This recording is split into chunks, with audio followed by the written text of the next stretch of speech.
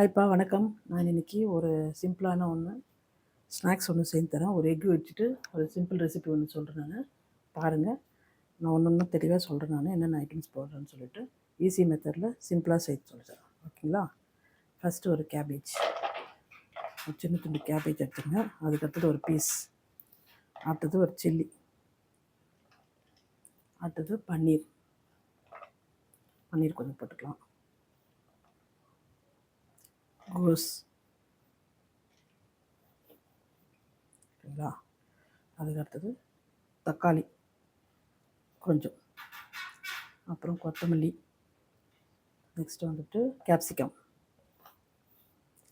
கருவேப்பிலை சின்னதாக பொடியாக கட் பண்ணி வச்சுருக்கேன். அவ்வளோதான். இது எல்லாத்தையும் போட்டுட்டு இப்போ ஒரு முட்டையை நான் வேக வச்சு நல்லா ஸ்க்ரப் பண்ணி வச்சுருக்கேன். ஓகேங்களா? முள் வராமல் இருக்கிறதுக்கு நான் மஞ்சப்பொடி கொஞ்சம் போட்டிருக்கேன்.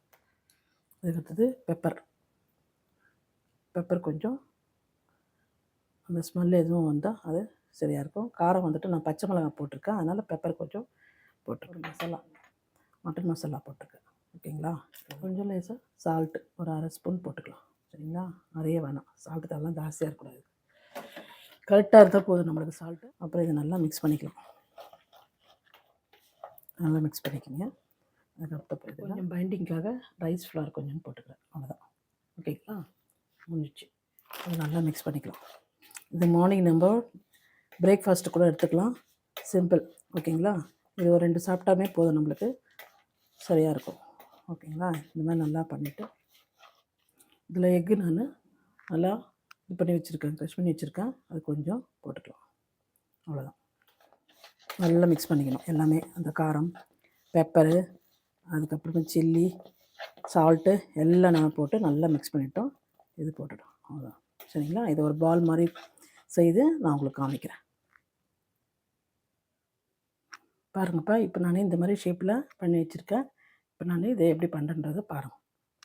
இதை ஸ்டவ்வில் பேன் வச்சுட்டு இதில் கொஞ்சம் பட்டர் போட்டுக்கலாம்.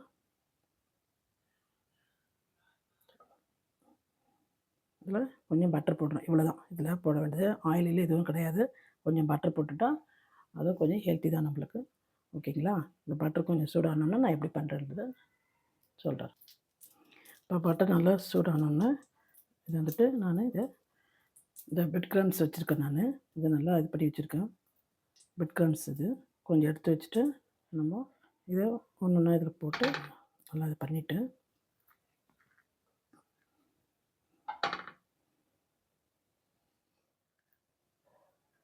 இது முட்டை வச்சுக்கல அதில் கொஞ்சம் நல்லா டிப் பண்ணிவிட்டு மறுபடியும் அதில் போட்டுட்டு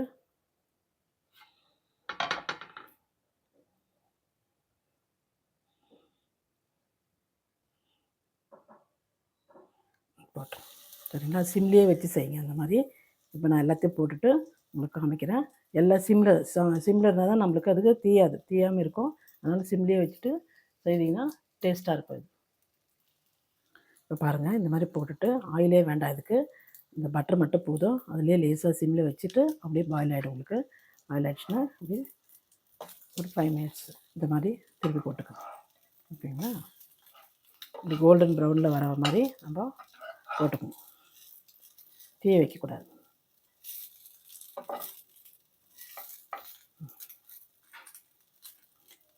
டூ மினிட்ஸ் தான், அவ்வளோதான், வெந்துடும் உங்களுக்கு.